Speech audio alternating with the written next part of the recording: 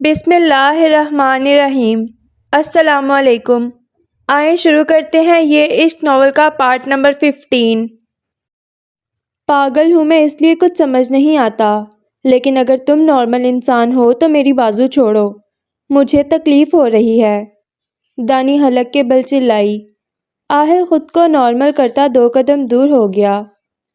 دانی بازو سہلاتی شکایتی نظروں سے اسے دیکھنے لگی۔ بس یہی آتا ہے تمہیں کرنا۔ لیپ ٹاپ کہاں ہے؟ آہل اس کا سوال نظر انداز کرتا ہوا بولا۔ جب سے زبیر نے وہ سب یاد کروایا تھا، اس کا خون کھول رہا تھا، جس کے باعث آہل بلا وجہ غصہ کرنے لگا تھا، اور دانی اس کے غصے کا شکار ہو رہی تھی۔ نہیں ملا، دانی رکھائی سے بولی۔ کیا مطلب نہیں ملا؟ آہل آئی برو چکا کر بولا۔ نہیں ملا تو مطلب نہیں ملا، اس میں ایسی کون سی بات ہے جو سمجھ نہیں آئی؟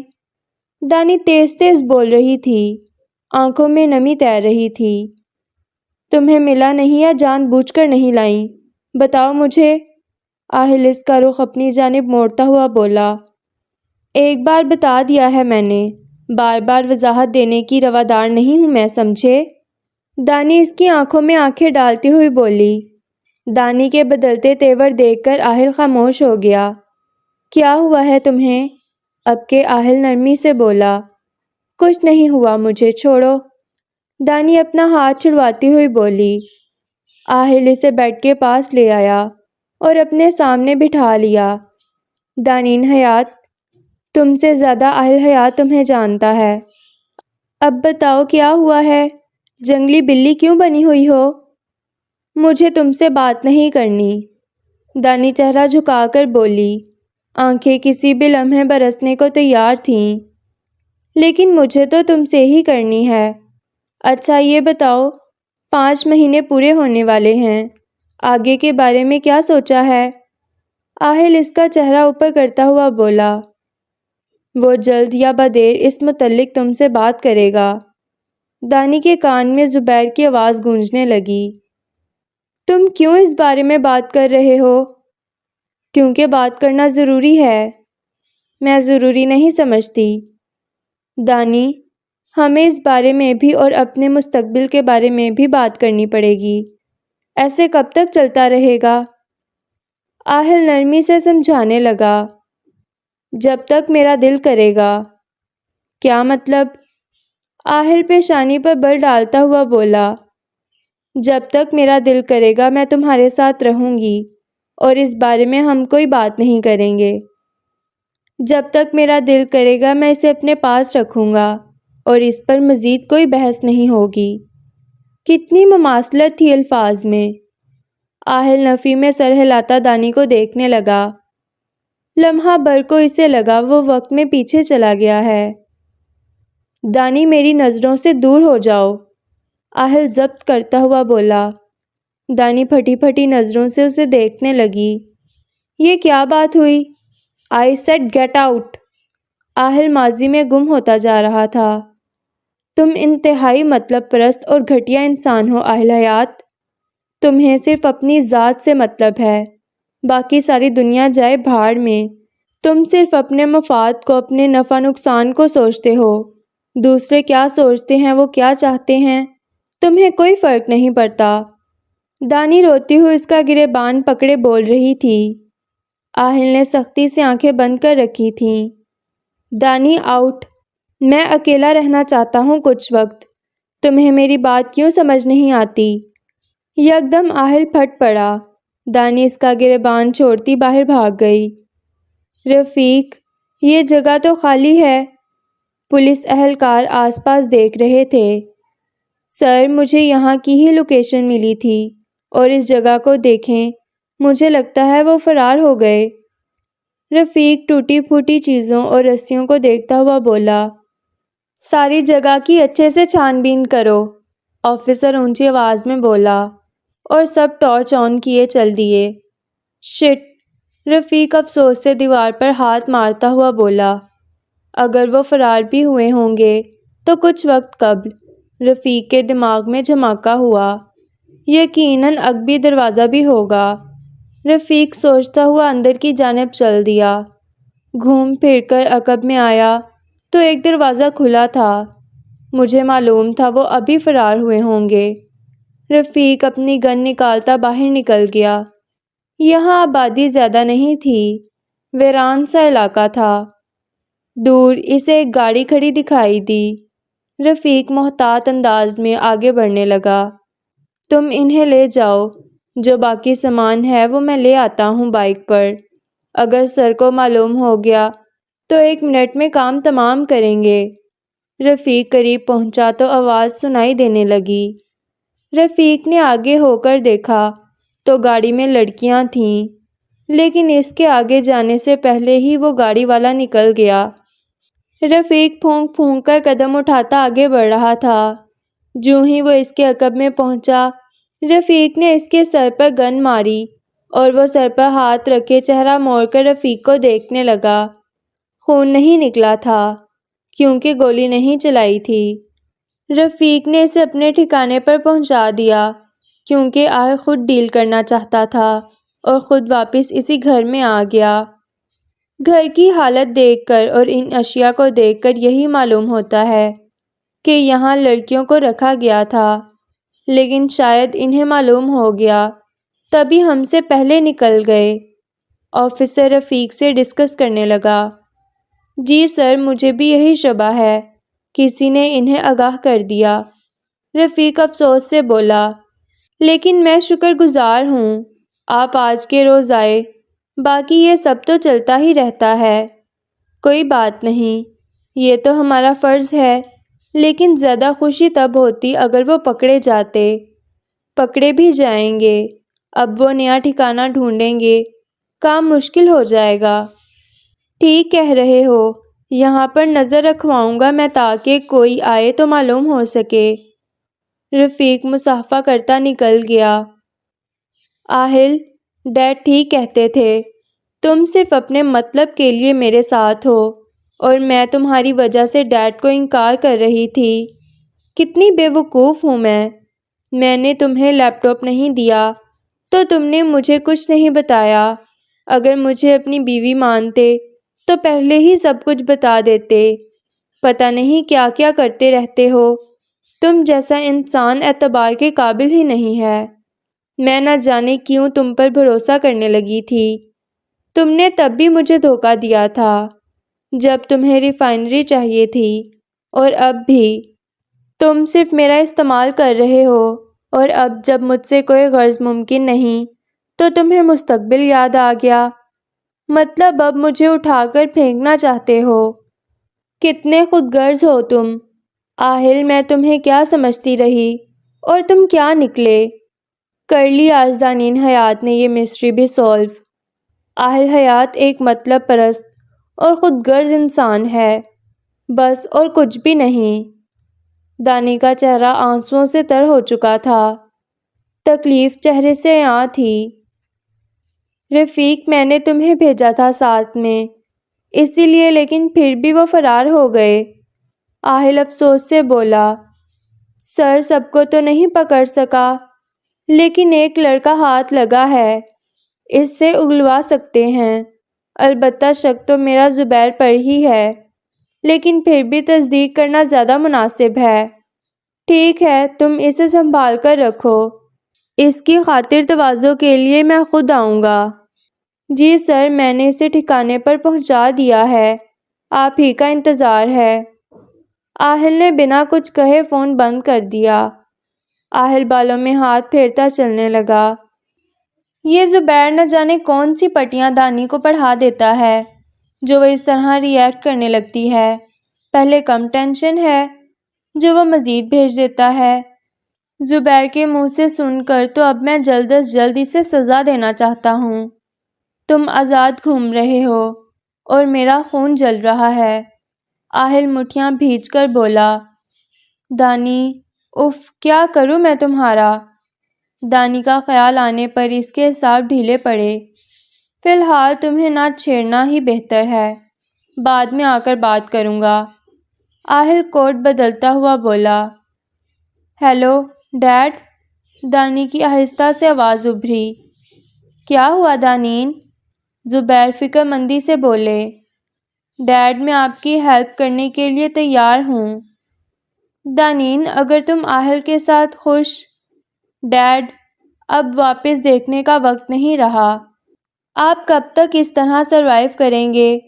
اس لیے مجھے کوئی مسئلہ نہیں آپ کا ساتھ دینے میں۔ آپ مجھے کال کر کے بتا دینا جس دن کا پلان ہو۔ دانی نے کہہ کر فون بند کر دیا۔ زبیر کے چہرے پر فاتحانہ مسکراہٹ تھی۔ یہ ہے رحیم جو میری بیٹی کا شوہر بننا چاہتا ہے۔ شکل دیکھو ذرا اس کی، کیسی غریبوں والی۔ زبیر حقارت سے بولے۔ رحیم سر جھکائے کھڑا تھا۔ لڑکے کی ہمت تو دیکھو زبیر، پیار کرنا تو ایک طرف، نکاح کر لیا۔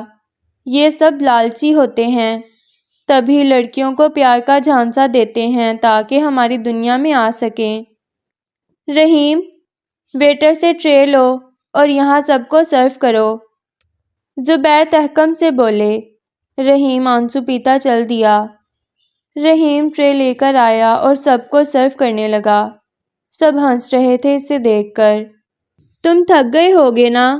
جاؤ بیٹھ جاؤ، شاباش۔ زبیر اس کے شانے پر ہاتھ رکھتا ہوا بولا۔ وہاں کہاں جا رہے ہو؟ رحیم چیئرز کی جانب قدم بڑھا رہا تھا۔ یہاں بیٹھو میرے پاؤں کے پاس، وہ نخوت سے بولے۔ رحیم مجبور تھا یہ سب سہنے پر، سو خاموشی سے ان کے پاؤں میں بیٹھ گیا۔ یہ اوقات ہے ان کی، اور چلے ہیں ہمارے برابر بیٹھنے۔ زبیر قدوت سے بولے۔ بالکل صحیح کیا تم نے زبیر، ان جیسے گندے لوگوں کو ان کی اصل جگہ دکھا کر اب عمر بھر اپنی اوقات نہیں بھولے گا یہ۔ سب رحیم کو دیکھ کر کہکا لگا رہے تھے۔ انم کو جب سے معلوم ہوا تھا اس کا دل بیٹھا جا رہا تھا۔ نہ جانے ڈیڈ کیا کریں گے رحیم کے ساتھ۔ وہ ٹہلتی ہوئی بولی۔ ڈیڈ کیوں اسے پارٹی میں لے گئے؟ یقیناً بے عزت کرنے کے لیے لے گئے ہوں گے۔ پیار تو انہیں صرف دانین سے ہے، تو پھر میری پسند کی کیا اہمیت؟ اتنا سب ہونے کے بعد انہوں نے ایک بار میری خواہش کو مد نظر نہیں رکھا۔ ان کے لیے صرف ان کا سٹیٹس ہی سب کچھ ہے، یا پھر دانین، کیونکہ وہ خوبصورت ہے اور میں دانین جیسی خوبصورت نہیں۔ نہ میرے پاس دانین جیسی آنکھیں ہیں، نہ ہی اس کے جیسا رنگ۔ انم کمپلیکس کا شکار تھی۔ اوہو، ڈرنک نیچے گر گئی۔ رحیم ایک کام کرو، اپنی شرٹ اتارو اور زمین صاف کرو۔ زبیر نیچے دیکھتے ہوئے بولے۔ رحیم آنسو صاف کر رہا تھا۔ جلدی کرو، کیا سوچ رہے ہو؟ وہ غصے سے بولے۔ رحیم تھوک نگلتا شرٹ اتارنے لگا۔ پارٹی میں موجود تقریباً سبھی لوگ اس تماشے سے محظوظ ہو رہے تھے، سوائے اس ایک لڑکی کے جو ہمدردی اور دکھ سے رحیم کو دیکھ رہی تھی۔ رحیم نے شرٹ اتاری اور زمین پر گری ڈرنک صاف کرنے لگا۔ آس پاس سب کے کہکے گونج رہے تھے۔ رحیم کو لگا وہ مر چکا ہے۔ اتنی تذلیل، اتنی تضحیک۔ شاید اس کی جگہ کوئی اور ہوتا تو مر چکا ہوتا، لیکن وہ ابھی تک زندہ تھا، کیونکہ اسے زندہ رہنا تھا، اپنے گھر کی بقا کی خاطر۔ اپنی محبت کی سزا اسے تنہا جھیلنی تھی، اپنے گھر کو اس عتاب سے محفوظ رکھنا چاہتا تھا، تبھی اپنی عزت کا جنازہ نکالنے یہاں آ گیا۔ یہ نمونہ اٹھا کر لائے ہو؟ آہل کوٹ اتارتا ہوا بولا۔ جی سر، یہی ایک ملا ہے۔ آہل اس کے سامنے کرسی رکھ کر بیٹھ گیا۔ اب تم خود انتخاب کر لو، مار کھا کر بتاؤ گے یا پھر بنا مار کھائے؟ آہلہ سینے اوپر چڑھاتا ہوا بولا۔ میں نے کچھ بھی نہیں کیا، پھر کیا بتاؤں؟ وہ چلایا۔ سر، اپنے باس کا نام بتانا تو دور، یہ اس بات سے بھی انکار ہو رہا ہے کہ اسمگلنگ کے کام میں شامل ہے یہ۔ رفیق آہل کے کان میں سرگوشی کرنے لگا۔ ویل، کوئی مسئلہ نہیں رفیق، ابھی اس کی طبیعت صاف کر دیتا ہوں میں۔ آہل اس کا گریبان پکڑتا ہوا کھڑا ہو گیا۔ چہرے پر زمانے بھر کی سختی عود آئی۔ ایک بار پھر پوچھ رہا ہوں، کس کے لیے کام کر رہا ہے تو؟ آہل اس کا جبڑا پکڑتا ہوا بولا۔ وہ نفی میں سر ہلانے لگا۔ ٹھیک ہے، پھر مزہ چکھنا اب، آہل نے کہہ کر اس کے منہ پر مکہ مارا۔ اس کے دونوں ہاتھ باندھ رکھے تھے۔ آہل نے یکے بعد دیگرے کئی مکے اسے مارے، کبھی دیوار میں پٹخا تو کبھی زمین پر۔ وہ ادموا ہو کر زمین پر گر چکا تھا، لیکن ایک لفظ منہ سے نہیں نکالا۔ آہل پھر سے اس کی جانب بڑھا، لیکن رفیق بیچ میں آ گیا۔ سر مزید مارا تو وہ مر جائے گا۔ آہل ہنکار بھرتا پیچھے ہو گیا۔ اس سے دوبارہ پوچھنا، اور اگر نہ بتائے تو میں صبح دوسرا ڈوز دینے آ جاؤں گا، لیکن مجھے جلد از جلد جاننا ہے، آہل کہتا ہوا باہر نکل گیا۔ رفیق نفی میں سر ہلاتا اس لڑکے کو دیکھنے لگا۔ اگر بتا دیتے تو اتنی دھلائی نہ ہوتی تمہاری۔ لڑکا بے ہوش ہو چکا تھا۔ تمہارا دماغ تو ٹھکانے پر ہے نا؟ وہ کیسے غائب ہو سکتا ہے؟ ڈاکٹر قدسیہ کی پیشانی پر شکنیں ابھریں۔ میڈم، اس نے کہا تھا بائک پر آتا ہوں، لیکن وہ آیا ہی نہیں۔ ہم نے معلوم کروایا ہے، پولیس کے ہاتھ نہیں لگا۔ تو پھر کس کے ہاتھ لگا ہے وہ حیرانی سے بولیں۔ اس بات کا علم نہیں، وہ روپوش ہوا ہے یا کسی نے اسے اغوا کیا ہے۔ وہ سر جھکا کر بولا، سب کے سب بیکار ہو، ایک کام ٹھیک سے نہیں ہوتا۔ وہ جھنجھلا کر بولیں، زبیر کو اپنے کاموں سے فرصت ملے تو یہاں پر دھیان دے۔ وہ فون ملاتی ہوئی بولیں، لیکن پھر سے ناکامی ہوئی۔ 2 دن ہو گئے دانی کمرے سے باہر نہیں نکلی۔ آہل نے دوبارہ دانی سے کسی نوعیت کی کوئی بات نہ کی۔ چینج کر کے آہل کمرے سے نکلا اور جس کمرے میں دانی تھی اس جانب چل دیا۔ دانی صوفے پر بیٹھی نیل پینٹ لگا رہی تھی۔ آہٹ پر سر اٹھا کر دیکھا۔ دل تو چاہ رہا تھا اسے باہر نکال دے، لیکن اپنے پلان کی خاطر خاموش رہی۔ آہل دانی کے ساتھ آ کر بیٹھ گیا۔ دانی اپنے کام میں مشغول رہی، جیسے وہ یہاں موجود ہی نہ ہو۔ دانی، آہل نے دھیرے سے پکارا۔ دانی انگلی پر برش پھیرتی ہوئی بولی، تم ناراض ہو؟ تمہیں معلوم ہونا چاہیے۔ دانی، غلطی میری بھی تھی، لیکن غلطی تمہاری بھی تھی۔ تم اس طرح کیوں ری ایکٹ کر رہی تھیں؟ آہل، مجھے اس بارے میں کوئی بات نہیں کرنی۔ دانی کا چہرہ کسی بھی تاثر سے پاک تھا۔ یہاں دیکھو، آہل اس کا رخ اپنی جانب موڑتا ہوا بولا۔ دانی ہاتھ روکے اسے دیکھنے لگی۔ چند پل خاموشی کی نظر ہوئے۔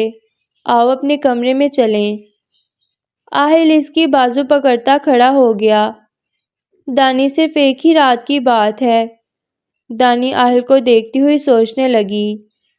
آہل آئی برو جھکا کر دانی کو دیکھنے لگا۔ دانی نیل پینٹ رکھتی کھڑی ہو گئی۔ تم پورے کے پورے جاہل حیات ہو۔ دانی اس کے ساتھ چلتی ہوئی بولی۔ آہل مسکرایا تو ڈمپل پھر سے اود آیا۔ تم ناراض ہو کر بالکل اچھی نہیں لگتی، آہل اس کے سامنے بیڈ پر بیٹھتا ہوا بولا۔ اچھا، پھر کیسے اچھی لگتی ہوں؟ جب ہنستی مسکراتی ہو، آہل مسکراتا ہوا بولا۔ دانی ناک چڑھاتی ہوئی اسے دیکھنے لگی۔ دانی، مجھے کام سے جانا ہے۔ اس وقت؟ دانی سرمئی آنکھوں میں حیرت سموئے اسے دیکھنے لگی۔ اس وقت۔ تم سو جانا، میرا انتظار مت کرنا۔ آہل اس کا منہ تھپتھپاتا ہوا بولا۔ پھر مجھے کیوں لائے تھے اس روم سے، اگر تم نے خود چلے جانا تھا تو؟ دانی منہ بسورتی ہوئی بولی۔ تمہیں تنگ کرنے کے لیے۔ آہل اس کی پیشانی سے اپنی پیشانی ٹکراتا ہوا بولا۔ دانی خفگی سے اسے دیکھنے لگی۔ آہل مسکراتا ہوا کھڑا ہو گیا اور اسٹڈی میں چلا گیا۔ چند لمحوں بعد آہل کا فون رنگ کرنے لگا۔ آہل عجلت میں باہر نکل گیا۔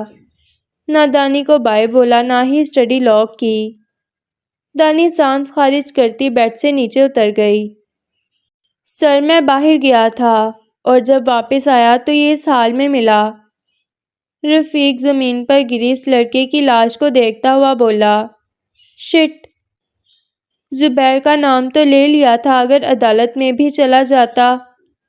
آہل نے جھنجھلا کر بات ادھوری چھوڑ دی۔ سر، آگے کا کیا حکم ہے؟ اس کی لاش کو ٹھکانے لگاؤ اور عمیر سے معذرت کر لینا، میں دوبارہ نہیں جا سکا اس سے ملنے، انہی کاموں میں الجھا ہوا تھا، کل جلسہ بھی ہے میرا۔ آہل بالوں میں ہاتھ پھیرتا ہوا بولا، جی سر ٹھیک ہے، اور دانین میڈم کے لیے آپ نے جو تیاریاں کرنے کو بولا تھا وہ بھی پایہ تکمیل کو پہنچ چکی ہیں۔ گڈ، لیکن میں صبح میں جاؤں گا نظر ثانی کرنے کے لیے تاکہ کسی قسم کی کمی نہ رہ جائے۔ 2 دن سے دانی سے بات نہیں ہوئی، ناراض ہے، لیکن میں جانتا ہوں یہ سرپرائز اس کی ساری ناراضگی ہوا کر دے گا۔ آہل مسکرا کر بولا، جی سر۔ دانی اسٹڈی روم میں آ گئی۔ کون تھی وہ لڑکی جس کی تصویریں دیکھی تھی میں نے؟ آہل، تم نے مجھ سے بہت کچھ چھپا رکھا ہے۔ دانی بولتی ہوئی ریک کی جانب آ گئی۔ آدھا گھنٹہ بیت گیا لیکن خاطر خواہ نتیجہ نہ نکلا۔ دانی مایوسی سے بکس کو دیکھنے لگی۔ بس مزید میں نہیں ڈھونڈ سکتی۔ دانی بولتی ہوئی بیٹھ گئی۔ دانی کی نظر بائیں جانب پڑی تو آنکھوں میں حیرت سمٹ آئی۔ میں نے ان بکس کو ہاتھ نہیں لگایا۔ پھر دانی بولتی ہوئی کھڑی ہو گئی۔ کتابیں الٹی سیدھی پڑی تھیں۔ دانی ایک ایک کر کے بکس نکالنے لگی۔ او، تو تم بکس کے پیچھے رکھتے ہو اپنے راز۔ دانی ڈائری اٹھاتی ہوئی بولی، AD، A سے آہل اور D سے دانی، لیکن یہ ڈائری تو پرانی لگتی ہے۔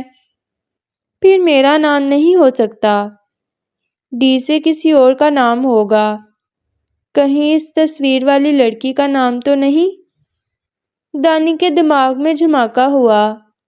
اس سے پہلے آہل واپس آئے میں اسے سنبھال کر اپنے پاس رکھ لیتی ہوں، شاید اب مجھے معلوم ہو جائے کہ آہل حیات ہے کیا۔ دانی سوچتی ہوئی باہر نکل آئی۔ یونی کا بیگ اٹھایا اور ڈائری اس میں رکھ دی۔ سانس خارج کرتی دانی بیڈ پر آ کر لیٹ گئی۔ دانی چھت کو گھور رہی تھی، پھر کروٹ بدل کر آہل کی خالی نشست کو دیکھنے لگی۔ آہل حیات، اب تمہیں معلوم ہوگا جب کوئی دھوکہ دیتا ہے تو کتنی تکلیف ہوتی ہے۔ اب تمہیں اندازہ ہوگا کہ میں کیا محسوس کر رہی ہوں۔ مجھے کھلونا بنا کر رکھا ہوا تھا نا، اب جب تمہارے جذبات کا مذاق بنے گا تب تمہیں احساس ہوگا۔ دانی نخوت سے سر جھٹکتی ہوئی بولی، رحیم، تم نے میرا نمبر کیوں بلاک کر دیا ہے؟ انم ملازم کا فون پکڑے کھڑی تھی۔ انم، تم پلیز بات کو سمجھو، ہم جیسے لوگ تم بڑے لوگوں کا مقابلہ نہیں کر سکتے۔ ہمارے پاس سب سے قیمتی چیز عزت ہی ہوتی ہے، اور اگر کوئی اس پر ڈاکہ ڈال دے تو ہم تو کہیں کے نہیں رہتے۔ رحیم، تم مجھے تو بتاؤ، ہوا کیا ہے؟ اس دن ڈیڈ تمہیں کیوں لے گئے تھے اپنے ساتھ؟ اس رات کا منظر نظروں کے سامنے گھوما تو رحیم کی آنکھ سے ایک آنسو چھلک پڑا۔ بس تم چھوڑو، اس رات جو بھی ہوا میں بالکل ٹھیک ہوں۔ تم نے یہی پوچھنے کے لیے فون کیا ہے نا؟ ہاں، مجھے ٹینشن ہو رہی تھی، ڈیڈ اچانک تمہیں لے گئے اور اس کے بعد تم نے میرا نمبر بلاک کر دیا۔ انم، اگر ہمارے ہاتھوں میں ملنے کی لکیر ہوگی تو ہم ضرور ملیں گے، اور اگر ملنے کی لکیر نہیں ہے تو پھر کتنی ہی کوشش کیوں نہ کر لیں، ہم کبھی ایک نہیں ہو سکیں گے۔ رحیم تحمل سے بولا، پلیز ایسا مت بولو۔ انم کی آنکھوں سے آنسو روا ہو گئے۔ انم، حقیقت پسند بنو، خیالوں کی دنیا میں رہنے والوں کو اکثر حقیقت توڑ دیتی ہے۔ میں نہیں ٹوٹنا چاہتی، میں نہیں چاہتی ہمارے خواب ٹوٹیں، ایک چھوٹی سی تو خواہش کی تھی میں نے، تمہارا ساتھ، بس، اور کچھ بھی نہیں۔ انم، قسمت کے آگے میں بھی مجبور ہوں، اور تم بھی۔ ہم اپنے نصیب سے لڑ نہیں سکے۔ میں نہیں مانتی کچھ بھی۔ میں نے آج تک برداشت کیا۔ مجھ سے زیادہ دانی کو اہمیت دی جاتی ہے، اسے مجھ سے زیادہ محبت ملی۔ میں خاموش رہی، کچھ نہیں کہا میں نے۔ لیکن تم سے دستبردار نہیں ہو سکتی رحیم۔ فون میں انم کی سسکیاں سنائی دے رہی تھیں۔ رحیم میں اس سے زیادہ سکت نہ تھی۔ اس نے فون بند کر دیا۔ ہیلو رحیم، میری بات سنو، ہیلو، انم بول رہی تھی، لیکن جب فون دیکھا تو کال ڈراپ ہو چکی تھی۔ انم وہیں زمین پر بیٹھ گئی۔ ڈیڈ، کیوں کر رہے ہیں آپ ایسا؟ قسمت سے زیادہ تو آپ ہمیں الگ کرنے کے در پہ ہیں۔ انم گال رگڑتی کھڑی ہوئی، چھری اٹھائی اور زبیر کے کمرے کی جانب چل دی۔ دروازہ نوک کیا اور کھول کر اندر داخل ہو گئی۔ انم، کیا ہوا تم اس وقت؟ ثانیہ حیرت سے بولی۔ ڈیڈ، آج اس بات کا فیصلہ ہو ہی جائے پھر۔ کس بات کا فیصلہ؟ وہ انم کے ہاتھ میں چھری دیکھ کر ششدر رہ گئے۔ یا تو میرا اور رحیم کا رشتہ باقی رہے گا یا پھر میں۔ بتائیں، اب آپ کے لیے آپ کی کلاس زیادہ اہمیت رکھتی ہے یا میری زندگی؟ انم ہذیانی انداز میں بول رہی تھی۔ انم پلیز، اس کو ہٹاؤ، ہاتھ پر لگ جائے گی۔ زبیر فکر مندی سے بولے۔ میری بات کا جواب دیں۔ انم، یہ بچوں کے کھیلنے کی چیز نہیں، پلیز اپنے ڈیڈ کی بات مانو، پھینک دو اسے، کچھ ہو جائے گا۔ وہ آہستہ آہستہ آگے بڑھتے ہوئے بولے۔ ڈیڈ، اگر آپ نے مزید ایک قدم بڑھایا تو میں چلا دوں گی۔ انم زور دے کر بولی۔ خون کا ایک قطرہ انم کی کلائی سے ماربل کے فرش پر جا گرا۔ ٹھیک ہے، میں کچھ نہیں کروں گا، لیکن پلیز تم اسے پھینک دو، دیکھو خون بہہ رہا ہے۔ زبیر کے چہرے پر پریشانی کی لکیریں تھیں۔ انم، ڈیڈ کی بات مان لو، ہم اس رشتے کو ختم نہیں کریں گے، اب تو چھوڑ دو اسے۔ ثانیہ پھٹی پھٹی آنکھوں سے دیکھتی ہوئی بولی۔ پرومس؟ انم زبیر کی آنکھوں میں دیکھتی ہوئی بولی۔ پرومس۔ انم نے چھری نیچے پھینک دی۔ زبیر نے آگے بڑھ کر اسے سینے سے لگایا۔ پاگل ہو کیا؟ بھلا تم سے بڑھ کر مجھے اپنی کلاس ہو سکتی ہے کیا؟ وہ نم آنکھوں سے بولے۔ ڈیڈ پلیز ہمیں الگ مت ہونے دینا، میں مر جاؤں گی۔ انم کا چہرہ آنسوؤں سے تر تھا۔ الیکشن ہو جائیں، پھر دھوم دھام سے تمہاری شادی کروں گا۔ زبیر اس کی پیشانی پر بوسہ دیتے ہوئے بولے۔ سچ میں ڈیڈ؟ انم نم آنکھوں سے مسکرائی۔ بالکل۔ ثانیہ بھی آگے آ گئی۔ آئندہ کبھی ایسا سوچنا بھی مت۔ وہ خفگی سے دیکھتی ہوئی بولی۔ Thank you mom dad. Anam دونوں کے وسط میں تھی۔ ثانیہ بھی نم آنکھوں سے مسکرانے لگی۔ اب تم کمرے میں جاؤ اور پرسکون ہو کر سو جاؤ۔ زبیر اس کے سر پر ہاتھ رکھتے ہوئے بولے۔ Okay dead. انم کی خوشی کا کوئی ٹھکانہ نہیں تھا۔ تم سچ میں ان کی شادی کرواؤ گے؟ ثانیہ زبیر کو دیکھتی ہوئی بولی۔ اب تو کروانی پڑے گی، اپنے سامنے انم کو مرتے نہیں دیکھ سکتا میں۔ زبیر رخ پھیر کر بولے۔ ٹھیک کہہ رہے ہو تم، ویسے بھی اب تو سب کو علم ہو چکا ہے، پھر کیا فائدہ انہیں الگ کرنے کا؟ ثانیہ افسوس سے بولی۔ زبیر نمبر ملاتے باہر نکل آئے۔ جی ڈیڈ۔ دانی نیند کے خمار میں تھی۔ دانی، کل کے لیے تیار ہو تم؟ جی ڈیڈ۔ کنفرم ہے، آئی ایم ریڈی۔ اوکے ٹھیک ہے پھر، کل ملاقات ہوگی۔ Okay dad. دانی فون بند کرتی پھر سے سو گئی۔ آہل رات گئے کمرے میں آیا تو لائٹ آن تھی۔ دانی ابھی تک جاگ رہی ہے، وہ حیرت سے بولتا آگے آیا، لیکن جب دانی سے نظر ٹکرائی تو وہ بے سدھ سو رہی تھی۔ آہل کے لبوں پر مسکراہٹ بکھر گئی۔ آہل چینج کر کے اپنی جگہ پر آ گیا۔ سرمئی آنکھیں اس وقت پردے میں تھیں۔ آہل کی نظریں دانی کے روشن چہرے پر تھیں جہاں اس کے بال منتشر تھے۔ آہل نے ہاتھ بڑھایا اور دانی کے چہرے سے بال ہٹانے لگا۔ آہل کے لمس پر دانی کسمسائی۔ دانی کی نیند خراب نہ ہو، اس خیال کے تحت آہل نے فوراً اپنا ہاتھ ہٹا لیا۔ آہل یک ٹک دانی کو دیکھ رہا تھا۔ دانی نیند میں مسکرانے لگی تو آہل بھی مسکرا دیا۔ دانی کو دیکھتا وہ کب نیند کی وادی میں اترا اسے خود بھی معلوم نہ تھا۔ کیا ہوا ڈاکٹر قدسیہ؟ زبیر صبح سویرے اڈے پر آ کر بولا۔ تمہیں کچھ ہوش ہو تو معلوم ہوتا کہ ڈینی کو کسی نے اغوا کر لیا ہے۔ کیا؟ لیکن اس دن تو سب بچ کر نکل آئے تھے۔ سب آ گئے تھے لیکن ڈینی نے بائک پر آنے کا بولا تھا اور اب تک نہیں آیا، جس کا صاف یہی مطلب ہے کہ کسی کے ہاتھ لگ گیا ہے۔ وہ غصے میں چلا رہی تھیں۔ تو ایک بات سے میں بھی آپ کو آگاہ کرتا چلوں، آہل سب جانتا ہے، سب کچھ میرے سامنے آ کر اس نے اعتراف کیا ہے۔ وہ یہ سب بدلے کی آڑ میں کر رہا ہے اور بہت جلد وہ آپ کے گلے میں بھی توک ڈال دے گا۔ زبیر، اگر تم نے میرا نام لیا تو تمہارا نام و نشان مٹا دوں گی، وہ طیش میں بولیں۔ آرام سے ڈاکٹر صاحبہ، بھولے مت آپ بھی برابر کی شریک ہیں اور ثبوت میرے پاس بھی ہیں۔ ایک لمحہ لگے گا مجھے آپ کا راز فاش کرنے میں، اس کے بعد آہل حیات آپ کے ساتھ کیا کرے گا بخوبی اندازہ ہوگا آپ کو۔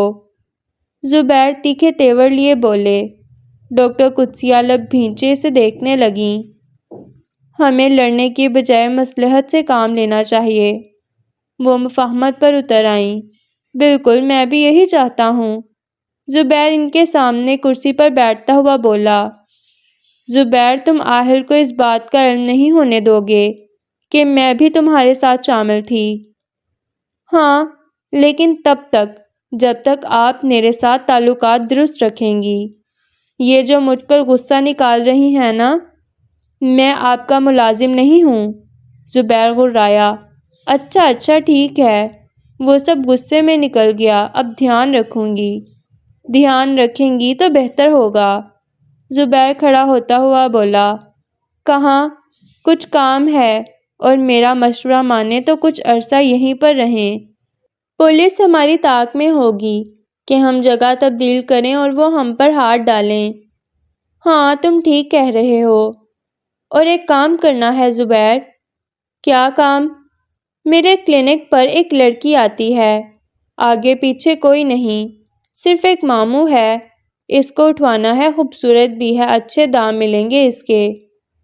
مجھے ایڈریس اور اس لڑکی کی تفصیلات میل کر دیں، میں عاصم کو بول دوں گا، ہو جائے گا یہ کام۔ زبیر چلتا ہوا بولا۔ ٹھیک ہے، میں کر دیتی ہوں۔ زبیر بنا کچھ بولے باہر نکل گیا۔ آج تم میرا فیورٹ کلر پہنو گی، آہل دانی کا ہاتھ پکڑتا ہوا بولا۔ دانی کی پیشانی پر شکنیں ابھریں۔ کیوں؟ بس میرا دل کر رہا ہے۔ آہل بغور اس کے چہرے کو دیکھتا ہوا بولا۔ کبھی کبھی تم کنفیوز کر دیتے ہو مجھے، دانی جھرجھری لیتی ہوئی بولی۔ کون سا ہے تمہارا فیورٹ کلر؟ دانی الماری کی جانب دیکھتی ہوئی بولی۔ بلیک۔ دانی کا ہاتھ ابھی تک آہل کے ہاتھ میں تھا۔ اور اگر میرے پاس بلیک نہ ہو پھر ابھی آ جائے گا، کوئی مسئلہ نہیں۔ اچھا، پھر ابھی چاہیے مجھے، منگواؤ؟ دانی اس کی جانب دیکھتی ہوئی بولی۔ ایک منٹ۔ آہل اس کا ہاتھ چھوڑتا فون نکال کر کمرے سے باہر چلا گیا۔ دانی سانس خارج کرتی کپ بورڈ بند کرنے لگی۔ 5 منٹ بعد آہل اندر آ گیا۔ بس ابھی آ جائے گا کچھ دیر میں، آہل مسکراتا ہوا بولا۔ دانی بمشکل مسکرا پائی۔ دانی، آج میرا جلسہ ہے اس لیے ڈرائیور تمہیں لینے آئے گا۔ گاڑی انہی کے باہر رکی تھی۔ ٹھیک ہے، دانی کہہ کر باہر نکل گئی۔ دانی نے چلتے ہوئے چہرہ موڑ کر دیکھا۔ ہمیشہ کی طرح آج بھی وہ دانی کو نہیں دیکھ رہا تھا، وہ جا چکا تھا۔ میرے اندر جانے کا بھی انتظار نہیں کرتے تم؟ دانی سر جھکاتی تیز تیز قدم اٹھانے لگی۔ سر، دانین میڈم یونی میں نہیں ہے۔ گارڈ بوکھلایا ہوا اندر آیا۔ وٹ؟ تمہارا دماغ خراب ہو گیا ہے کیا؟ یونی نہیں تو پھر کہاں ہے؟ آہل کھڑا ہو گیا۔ پتہ نہیں سر، میں انتظار کر رہا تھا لیکن میڈم باہر نہیں آئیں۔ پھر اندر جا کر پوری یونی میں دیکھا لیکن میڈم کہیں نہیں تھیں۔ اور گھر؟ آہل مٹھیاں بھینچ کر بولا۔ نو سر۔ وہ مایوسی سے سر جھکا کر بولا۔ وٹ ربش، تم سب پاگل ہو کیا؟ کون لے گیا دانی کو؟ آہل حلق کے بل چلایا۔ سر، کیا ہوا؟ رفیق گھبرا کر اندر آیا۔ رفیق، ایسے ناکارہ لوگوں کو تم نکالتے کیوں نہیں ہو؟ آہل اس پر دھاڑا۔ سوری سر، مجھے علم نہیں کسی بات کا۔ یہ تمہارے فضول آدمی مجھے آ کر کہہ رہے ہیں دانی غائب ہے۔ کیسے غائب ہو سکتی ہے وہ؟ آہل اس کا گریبان پکڑتا ہوا بولا۔ سر، میں خود صبح سے آپ کے ساتھ ہوں۔ رفیق سر جھکا کر بولا۔ گاڑی نکالو۔ آہل کوٹ کا بٹن بند کرتا ہوا بولا۔ اور سر، جلسہ کینسل کر دو۔ کہہ دینا آہل حیات کو ایمرجنسی آ گئی۔ دانی سے بڑھ کر کچھ اہم نہیں۔ آہل بولتا ہوا باہر نکل گیا۔ رفیق نمبر ملاتا اس کے عقب میں چلنے لگا۔ آہل یونی آیا اور ایک ایک جگہ خود دیکھنے لگا۔ سر، ہم نہیں جانتے وہ کب یونی سے نکلیں۔ چوکیدار آہل کے سامنے کھڑے تھے۔ کوئی نہیں جانتا دانی کب باہر نکلی، تو کیا آسمان نکل گیا اسے؟ آہل اسے گریبان سے پکڑتا ہوا چلایا۔ سر، رفیق بیچ میں آ گیا۔ آہل ہنکار بھرتا پیچھے کو ہو گیا۔ آہل خود کو سنبھالتا وہاں سے نکل گیا۔ گھر آیا تو وہاں بھی دانی کا نام و نشان نہیں تھا۔ دانی، کہاں چلی گئی ہو تم؟ آہل بالوں میں ہاتھ پھیرتا ہوا بولا۔ صبح سے رات ہونے کو تھی اور دانی کے بارے میں کچھ معلوم نہیں ہوا۔ آہل بے بسی کی انتہا پر تھا۔ آہل ٹوٹ رہا تھا۔ اس کی ہمت جواب دیتی جا رہی تھی۔